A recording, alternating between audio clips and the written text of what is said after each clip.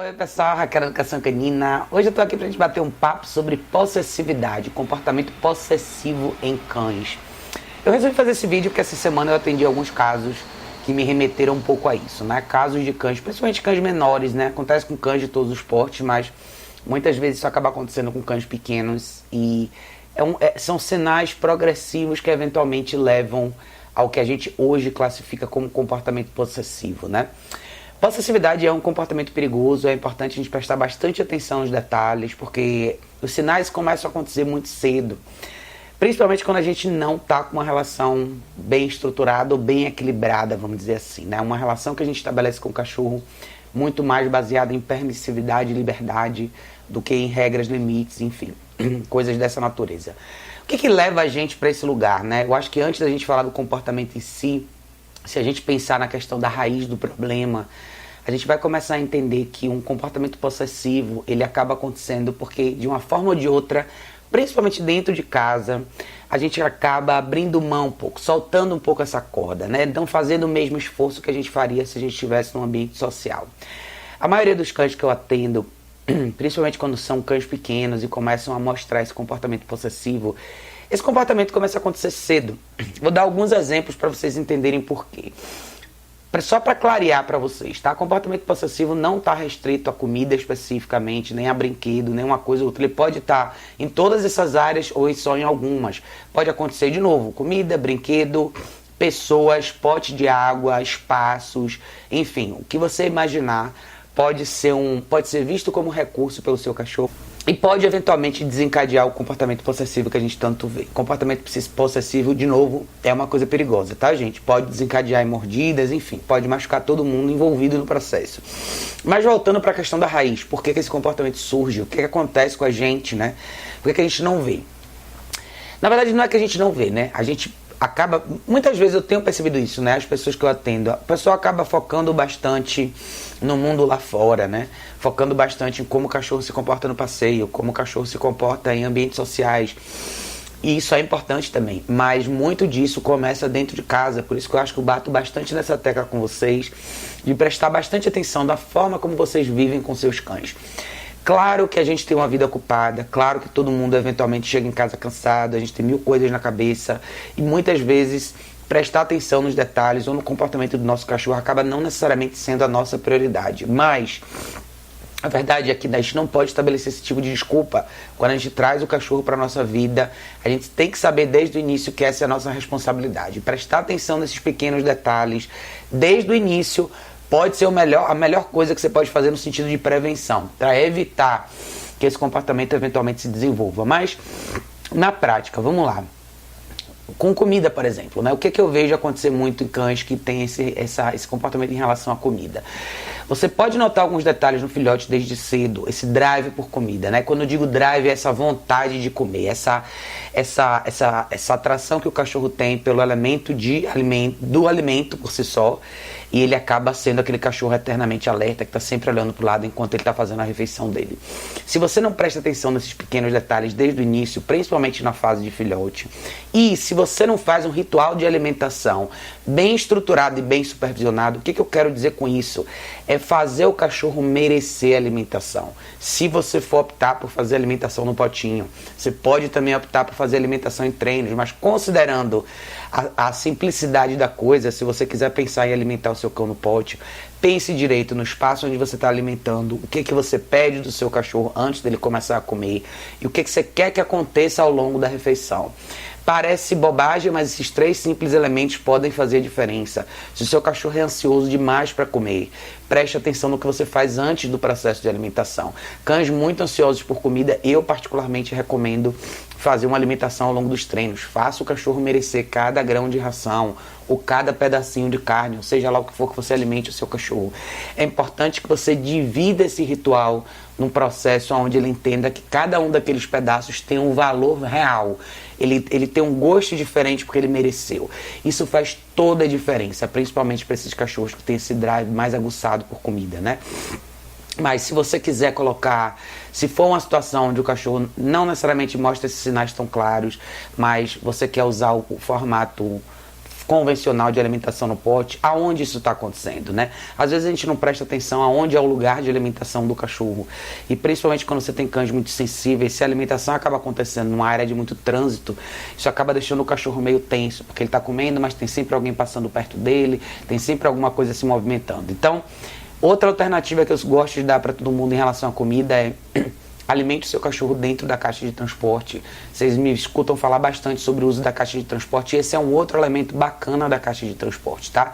É você condicionar o cachorro a ter alimentação dentro daquele espaço e não ser incomodado. Então, você proporciona para o cachorro um espaço bacana, tranquilo e seguro, para que ele faça a alimentação dele. Muito provavelmente o cachorro vai querer sair dali assim que ele comer. Então você já elimina um pouco essa coisa do cachorro ficar guardando a comida dele, tá? Já é um outro elemento bacana. Isso serve também para quando a gente fala de ossos, essas orelhinhas de porco, essas coisas que o pessoal gosta de dar. O lugar onde você proporciona o recurso faz diferença também, tá? Da mesma forma que muita gente erra na questão do ritual de alimentação por si só, que é às vezes deixar a comida disponível, ou simplesmente pegar a comida, colocar no pote e ir lá para dentro, secar o cabelo e fazer outra coisa, não prestar atenção no que acontece naquele momento. Isso acaba acontecendo até com mais frequência quando a gente fala de ossos, orelhinhas, coisinhas, besteirinhas que os cachorros comem. Então, são coisas que a gente acaba deixando à vontade para o cachorro em todos os espaços da casa. Isso pode ser super perigoso, porque o cachorro pode entrar nesse modo onde ele vai guardar as coisas para depois. Então, eventualmente, tem osso escondido embaixo da sua almofada do sofá, embaixo do seu cobertor na sua cama, embaixo da cama, embaixo dos móveis, e às vezes sem querer, sem nem que você saiba, você vai chegar perto desse osso ou desse elemento e seu cachorro vai reagir mal em relação a você. Então, prevenção é o nome do jogo, mas claro, uma vez que o problema já está estabelecido, é importante você voltar alguns passos para trás e relembrar quais são as regras. Então lembre, a alimentação ou na caixa de transporte, de preferência durante os treinos. Eu acho que a melhor forma de você alimentar seu cachorro, principalmente quando você está falando de um caso assim, é realmente dividir essa alimentação e ter certeza que o seu cachorro vai se alimentar só com você. Você tem que se tornar mais relevante nesse processo e ter certeza que o cachorro faz essa associação. Isso faz toda a diferença também. Quando a gente fala de possessividade, é lógico, tem mil coisas envolvidas, mas eu quero falar também em relação a pessoas, tá? Esses casos em particular que eu atendi essa semana são 2 casos que tiveram as mesmas características, tá? Tanto o Chico quanto o Tico são nomes parecidos, são cães pequenos que são super ligados a uma das pessoas da família e acabam demonstrando esse comportamento com muita frequência. E não só de ameaçar, mas de fato morder as pessoas. Então, a gente volta para a questão de postura e de relacionamento de novo, né? A coisa da gente, às vezes, não ter esse tempo, ou às vezes nem saber o que fazer. E a liberdade excessiva, dar acesso ao cachorro a você o tempo inteiro, pode ser um problema grave, principalmente em casos como esse. Isso acaba acontecendo às vezes, o cachorro acaba tendo às vezes essa reação até com pessoas que vivem nessa mesma casa. Então existe essa disparidade muito grande, né? Essa diferença de como a gente se apresenta para o cachorro, como ele vê você e por que o seu cachorro entende que ele pode ser possessivo com você. Eu acho que essa é a grande raiz, né?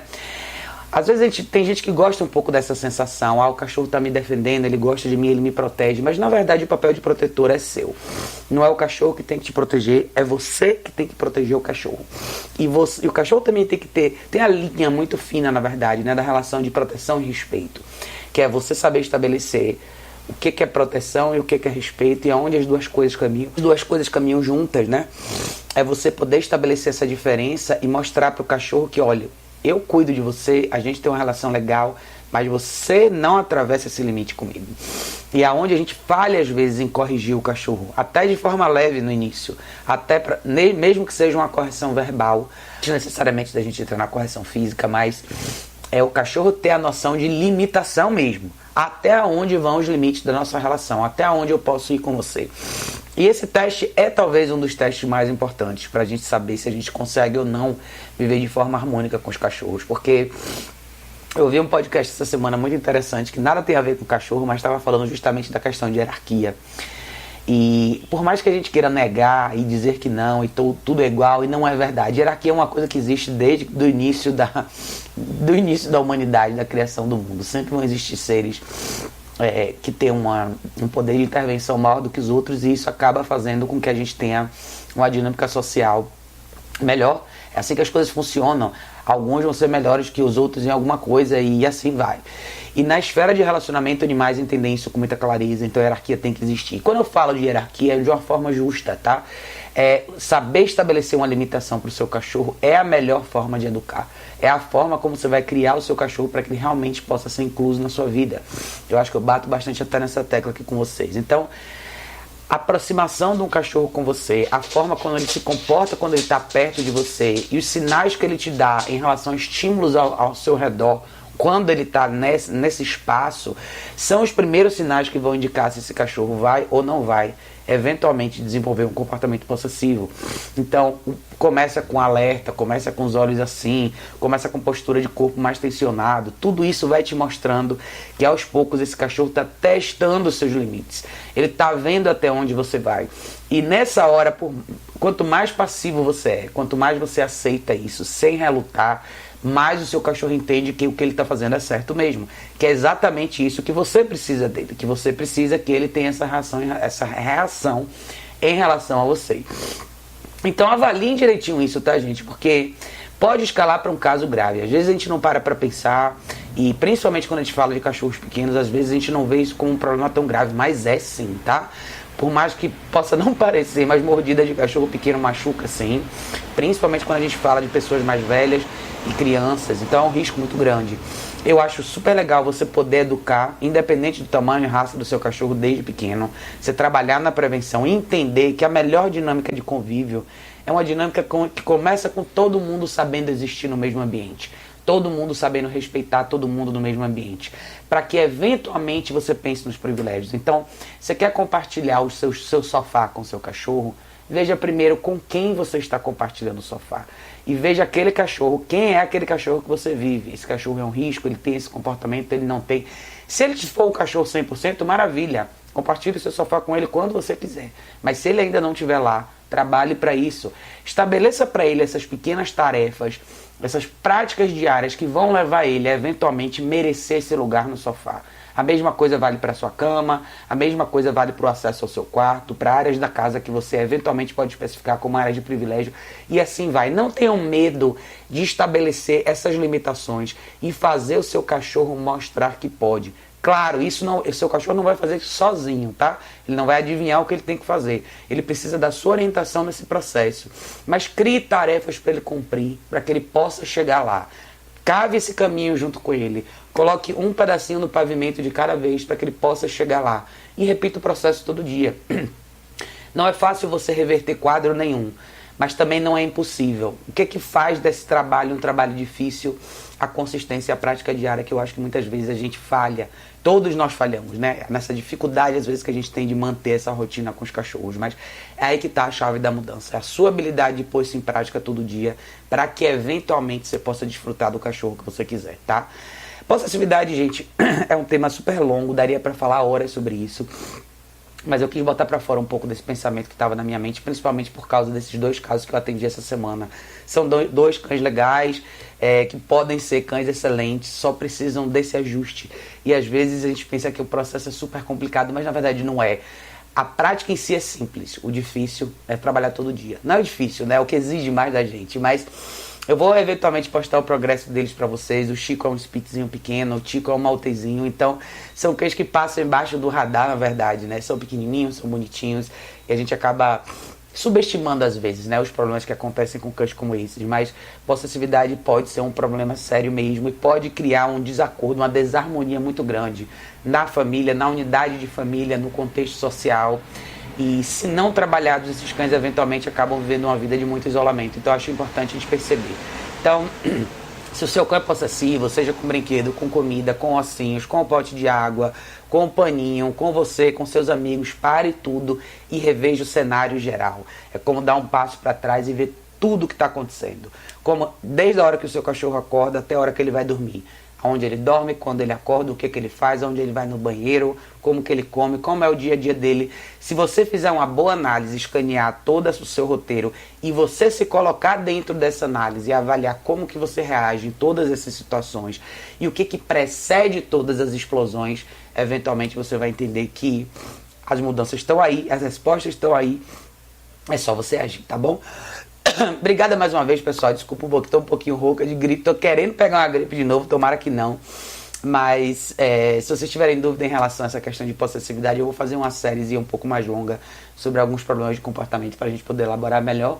Mas podem deixar aqui nos comentários que vai ser um prazer ouvir de todos vocês, tá bom, pessoal? Beijo enorme, a gente se vê em breve no próximo vídeo.